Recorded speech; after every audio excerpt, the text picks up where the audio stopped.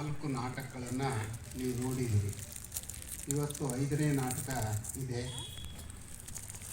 ನಾಟಕ ಆಡಲಿಕ್ಕೆ ಜನ ಭಾಳ ಉತ್ಸಾಹದಿಂದ ಬರ್ತಾರೆ ಹೊರಗಿನಿಂದ. ಪ್ರೇಕ್ಷಕರ ಸಂಖ್ಯೆ ಕಡಿಮೆ ಇದ್ದಾಗ ಅವ್ರಿಗೇನೋ ಒಂದು ರೀತಿ ನಿರಾಶೆ ಆಗುತ್ತೆ.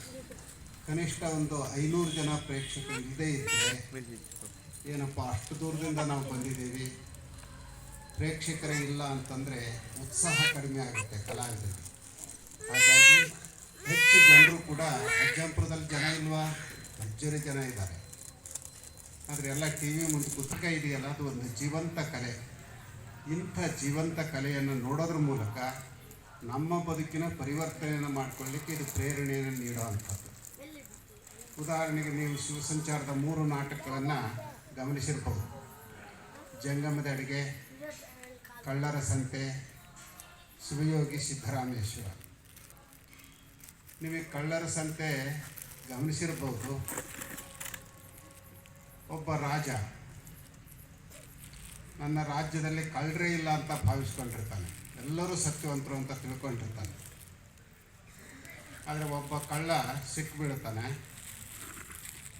ರಾಜನ ಹತ್ರ ಬಂದ ಅವನಿಗೆ ಶಿಕ್ಷೆ ಆಗಬೇಕು. ಆದರೆ ಅವನೊಂದು ಷರತ್ತು ಹಾಕ್ತಾನೆ, ಸ್ವಾಮಿ ನನಗೇನಾದರೂ ಶಿಕ್ಷೆ ಕೊಡುವಂತ್ರಿ, ಆದರೆ ಶಿಕ್ಷೆ ಕೊಡುವ ಮುನ್ನ ನಮ್ಮ ನಾಡಿಗೆ ಬರಗಾಲ ಬಂದಿದೆ, ಬೆಳೆ ಇಲ್ಲ, ಜನ ಸಾಯ್ತಾ ಇದ್ದಾರೆ, ಮಳೆ ಬರೆಸುವಂಥ ಒಂದು ಬೀಜ ನನ್ನ ಹತ್ರ ಇದೆ.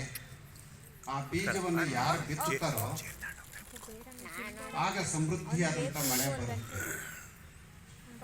ರಾಜನಿಗೆ ಕುತೂಹಲ ಆಗುತ್ತೆ, ನಾನೇ ಬಿತ್ತನೆ ಅಂತ ಆ ಬೀಜ ಇಸ್ಕೊಳ್ತಾನೆ. ಆ ಸಂದರ್ಭದಲ್ಲಿ ಬೀಜ ಕೊಟ್ಟಂಥ ಕಳ್ಳ ಹೇಳ್ತಾನೆ, ಆದರೆ ಒಂದು ಷರತ್ತು, ಯಾರೂ ಎಂದೂ ಯಾವ ರೀತಿಯ ಮೋಸ ಸುಳ್ಳು ದಗ ಮಾಡಿರಬಾರ್ದು. ಹಾಗೇನಾದರೂ ಮಾಡಿ ಬೀಜ ಬಿತ್ತಿದರೆ ಅವರು ತಲೆ 100 ಹೋಳಾಗತ್ತೆ.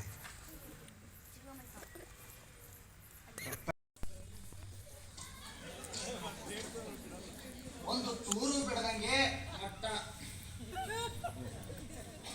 ಮೊದಲಿಂದ ಕೊನೆಯವರೆಗೂ ಹೇಳ್ತೀನಿ. Behave your self. ಹೇಳ್ಬೇಕು ಅಂತ ಅನ್ಕೊಂಡಿದ್ದೀನಿ ಸರ್. ಮತ್ತೆ ನೀವು ಸಾಂಗ್ ಆಡಿ ಸರ್. ಬಂದಿರೋದೇ ಮಗ ಕಿಟಕಿ ಹಾರಿ, ಆಡಿನ ದ್ವೇಷ 12 ವರ್ಷ. ಸೂಪರ್ಮ್ಯಾನ್ ಬಂದಂಗೆ ಬರ್ತಾನೆ ಕಿಟಕಿ ಹಾರಿ.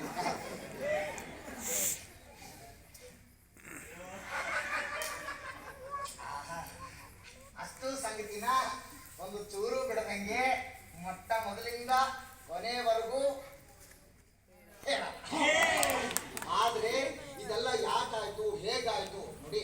ಈಗ ಕೆಲವು ಗಂಟೆಗಳ ಹಿಂದೆ, ಅಂದ್ರೆ ನಾನು ಈ ಮನೆಗೆ ಬರೋದು ಮುಂಚೆ ನಿಮ್ ಸಂಸಾರ ಎಲ್ಲ ಒಳ್ಳೆ ಅಂಡರ್ಸ್ಟ್ಯಾಂಡಿಂಗ್ ಅಲ್ಲಿ ಇತ್ತು ಅಂತ ತಾನೇ ನಿಮ್ಮ ಅಭಿಪ್ರಾಯ. ಆದ್ರೆ ನಮಗೆ ಕಾಣೋದು ಅದಕ್ಕೆ ತದ್ವಿರುದ್ಧ. ಮೊದಲೇನಿತ್ತಲ್ಲ ಅದು ಮಿಸ್ಅಂಡರ್ಸ್ಟ್ಯಾಂಡಿಂಗು, ಈಗೇನಿದೆಯಲ್ಲ ಇದು ಅಂಡರ್ಸ್ಟ್ಯಾಂಡಿಂಗು. ಆದ್ರಿಂದ ನಾನು ಹೇಳ್ತೀನಿ, long live misunderstanding, long live misunderstanding, long live misunderstanding, long live misunderstanding. ನಾವೆಲ್ಲರೂ ಇದೇ ಖುಷಿಗೊಂದು ಪಾರ್ಟಿ ಮಾಡೋಣ. ನೀವು ಒಂದು ಒಳ್ಳೆ ಸಾಂಗ್ ಬಿಡಿ. ನಮ್ಮ ಸಂಸಾರ ಆನಂದ ಸಾಗರ, ಪ್ರೀತಿಯೆಂಬ ದೈವವೇ ನಮಗಾಧಾರ, ಆ ದೈವ ತಂದ ವರದಿಂದ